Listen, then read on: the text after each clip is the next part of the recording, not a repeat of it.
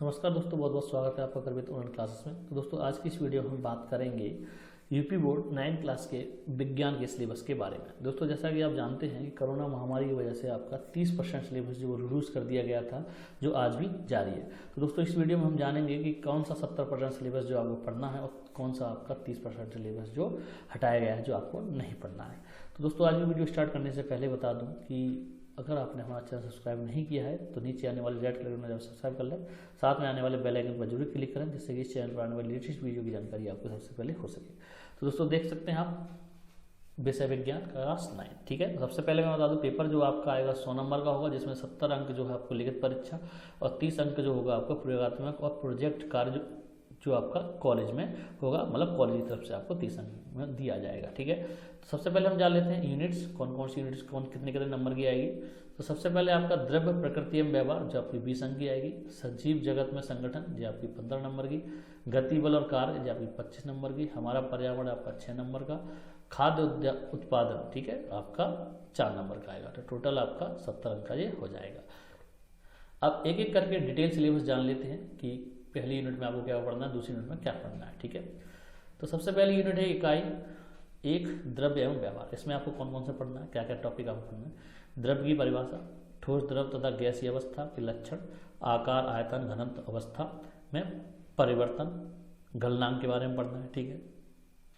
उसके बाद हिमांक, क्वथनांक, बाष्पन, संगणन, ऊर्ध्वपातन, इतनी टॉपिक आपको इसमें पढ़ने हैं। उसके बाद है आपका द्रव्य की प्रकृति, तो तत्व, यौगिक तथा मिश्रण, समांगी विषमांगी मिश्रण, कोलाइड एवं निलंबन, ये आपको पढ़ना है। नेक्स्ट है आपका कण की प्रकृति, आधारभूत इकाई जैसे परमाणु एवं अणु, रासायनिक संयोजन के नियम, स्थिर अनुपात का नियम, द्रव्यमान संचरण का नियम, परमाणु द्रव्यमान तथा आणविक द्रव्यमान, इतना आपने पढ़ना। उसके बाद परमाणु संरचना में आपको इलेक्ट्रॉन, प्रोटॉन तथा न्यूट्रॉन, उसके बाद न्यूट्रॉन पढ़ना और संयोजकता के बारे में पढ़ना है, ठीक है। ये तो रही आपकी यूनिट फर्स्ट जो आपकी 20 अंक की आएगी। उसके बाद बात करेंगे यूनिट सेकंड की।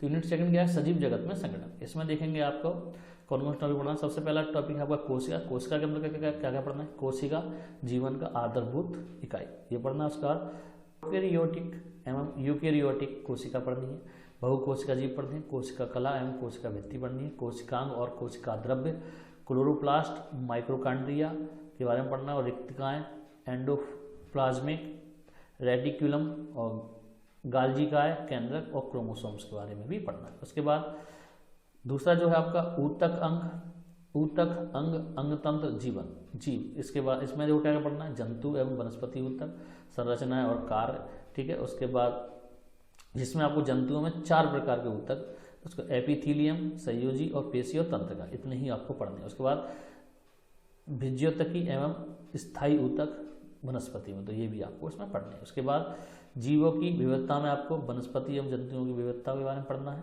वर्गीकरण का आधार, इसके बारे में पढ़ना है, श्रेणियों समूहों की पदानुक्रमित संरचना, जिसमें आपको वनस्पतियों के प्रमुख समूह, bacteria, Thallophyta, bryophyta, pteridophyta, gymnosperm and angiosperm, इसकी प्रमुख विशेषताओं के बारे में पढ़ना है। उसके बाद जंतुओं के प्रमुख समूह, जिसमें आपका नॉन कार्डेटा संघ तक आपको पढ़ना है। उसके बाद कार्डेटा वर्ग तक पढ़ना है और प्रमुख विशेषताएं पढ़नी है। उसके बाद बात करें फिजिक्स में हम गति बल और कार्य यूनिट 3, इसमें क्या क्या पढ़ना है भाई। गति में आपको पढ़ना है भाई दूरी मतलब विस्थापन, वेग एक सरल रेखा में एक समान और असमान गति, त्वरण एक समान गति, त्वरण पढ़ना है। उसके बाद आपका एक समान गति और एक समान त्वरित गति के लिए दूरी समय तथा वेग समय ग्राफ के बारे में भी पढ़ना है। उसके बाद बात करें बल तथा न्यूटन के नियम के बारे में, तो इसमें तो आपको बल तथा गति ये पढ़ना है, न्यूटन की गति के नियम पढ़ने हैं आपको, क्रिया प्रतिक्रिया बल के बारे में पढ़ना है। उसका वस्तु का जड़त्व पढ़ना है, जड़त्व तथा द्रव्यमान के बारे में पढ़ना है, और संवेग बल एवं त्वरण, इतनी चीजें इसमें आप पढ़नी है। उसके बाद गुरुत्वाकर्षण की बात करें हम, तो गुरुत्वाकर्षण में सबसे पहले गुरुत्वाकर्षण के बारे में पढ़ना है, गुरुत्वाकर्षण का सार्वत्रिक नियम पढ़ना है, पृथ्वी का गुरुत्वीय बल पढ़ना है, ठीक है। उसके बाद गुरुत्वीय त्वरण के बारे में भी आपको पढ़ना है। उसके बाद प्लवन में प्रोद्योग तथा दाब, और उसके बाद आर्किमिडीज का सिद्धांत और उत्प्लावन बल, ये आपको इसमें आपको 3 से 4 टॉपिक आपको इसमें पढ़ने हैं। उसके बाद कार्य, ऊर्जा और सामर्थ्य, इसमें क्या क्या पढ़ना है, बल द्वारा किया गया कार्य पढ़ना है, ऊर्जा, सामर्थ्य, गतिता, स्थिति ऊर्जा, ये आपको इसमें पढ़नी है। अब ध्वनि के बारे में बात करें तो ध्वनि में ध्वनि की प्रकृति और विभिन्न माध्यमों में इसका संचरण, ठीक है। ध्वनि की चाल, ठीक है। मनुष्यों में श्रव्यता का परिसर, पराध्वनि और ध्वनि का परावर्तन, ये आपको इसमें पढ़ना है। उसके बाद इकाई नंबर 4 हमारा पर्यावरण, तो इसमें आपको प्राकृतिक संसाधन में क्या पढ़ना है, वायु, जल, मृदा, वायु श्वसन के लिए, दहन के लिए, तापमान नियंत्रण के लिए, मतलब इसमें आपके 1 2 3 से 4 एक 5 टॉपिक आपको इसमें पढ़ने हैं, ठीक है। उसके बाद नेक्स्ट इसमें वायु, जल एवं मृदा प्रदूषण के बारे में पढ़ना है। उसके बाद ओजोन परत में छिद्र एवं संभावित अवक्षय, इसके बारे में पढ़ना है। जैव रासायनिक चक्र में जल, ऑक्सीजन और नाइट्रोजन, इसके बारे में भी आपको पढ़ना है। उसके बाद खाद्य उत्पादन की बात करें इकाई नंबर 5, तो इसमें आपको उर्वरकों का प्रयोग, रोग एवं कीटों से बचाव और ऑर्गेनिक कृषि, इसके इतना ही आपको इसमें पढ़ना है। अब बात कर लेते हैं जो 30% सिलेबस आपका जो हटाया गया है उसके बारे में कि क्या क्या आपको नहीं पढ़ना है, ठीक है भाई। तो देखते हैं सबसे पहले इकाई 1 में आपको द्रव्य एवं व्यवहार में मोल की संकल्पना नहीं पढ़नी है। मोल का कण के द्रव्यमान और संख्या में संबंध, ये नहीं आपको पढ़ना है। उसका परमाणु संरचना में सामान्य यौगिकों की रासायनिक सूत्र नहीं पढ़ने, समस्थानिक और संभारिक नहीं पढ़ने दोनों।